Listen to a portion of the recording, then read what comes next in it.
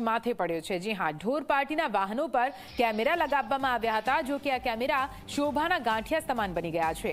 Camera લગાડવા Vadodara મનપાએ 17 lakh રૂપિયાનો ખર્ચ કર્યો હતો।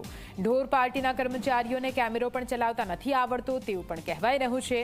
ટ્રેક્ટર પર કેમેરો લગાવી દીધો પણ ચાલુ જ નથી કરવામાં આવ્યો। વડોદરા મનપાએ માત્ર દેખાડા પૂરતા આ કેમેરા લગાવ્યા હોય તેવી સ્થિતિ ઉપજી રહી છે। વિપક્ષે રૂપિયાનો વેડફાટ કરવાનો શાસક પક્ષ પર આરોપ લગાવ્યો। કેમેરો બંધ રાખવાથી કોને ફાયદો થશે તે પણ સવાલ ઉઠે। જે ખર્ચો થયો છે કર્યો છે સારા માટે કર્યો છે પણ એનો ઉપયોગ થતો નથી અને જેથી કરીને કોઈ પણ એક્સિડન્ટ થાય તો એની જવાબદારી કોણ લે?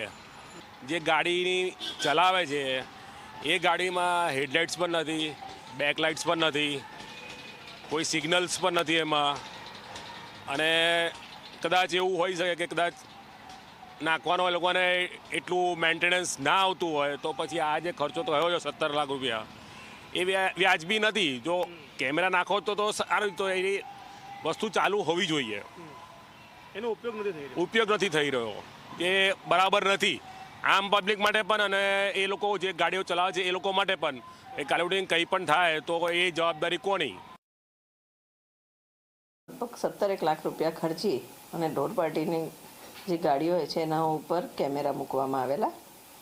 એનું ફંક્શનિંગ ઓપરેટ કરવું એટલું ડિફિકલ્ટ છે કે ઘણા બધા ઓપરેટ કરતા ફાવતું નથી એટલે એનો યુઝ નથી થતો। ઘણા બધા કેમેરા બગડી બી ગયા છે તો શેર વેસ્ટ ઓફ મની છે। આ 17 લાખનો આનો કોઈ પ્રેક્ટિકલ યુટિલિટી નથી થઈ રહી। કાર્યવાહી છે એને રેકોર્ડિંગ કરીને મોનિટરિંગ કરવા માટેના પર્પઝથી આ કેમેરા લગાવ્યા હોય તો ડેફિનેટલી જે ઓપરેટ કરવાના છે એમને એમની ટ્રેનિંગ બી આપવી જોઈએ અને કેમેરા મેન્ટેન થાય એન્શ્યોર કરવું જોઈએ।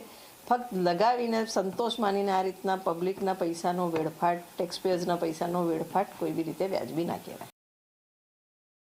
વડોદરા કોર્પોરેશનની ઢોર પાર્ટીની ટીમ પર અવારનવાર ઢોર પકડવાની કામગીરી દરમિયાન હુમલાઓની ઘટના બનતી હતી, જેને રોકવા માટે કોર્પોરેશન તંત્ર દ્વારા 17 લાખ રૂપિયાના ખર્ચે ઢોર પાર્ટીના જે વાહનો છે તેના ઉપર સીસીટીવી કેમેરા લગાવવામાં આવ્યા હતા।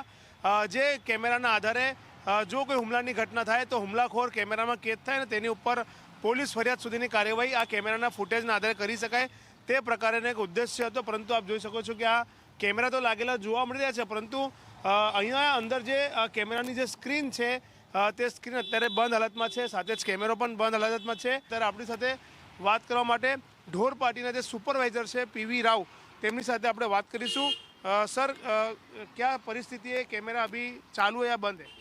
शुरू में काफ़ी अच्छा काम करते थे, अभी बीच बीच में कुछ गाड़ियों में बंद है, बाकी तो चालू है। हमारा आज ही ये कैमरा बंद वाली मिली है। वाला जो गाड़ी है उसके ऊपर भी कैमरा का शुरू नहीं किया अभी?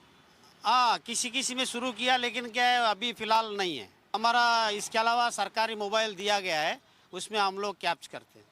4-5 लोगों के पास है ना, उसमें लिंक दिया गया है वीएमसी का फ़ोन के लिंक, तो कोई भी कर सकता है, वीडियो कर सकता है। Kitchen express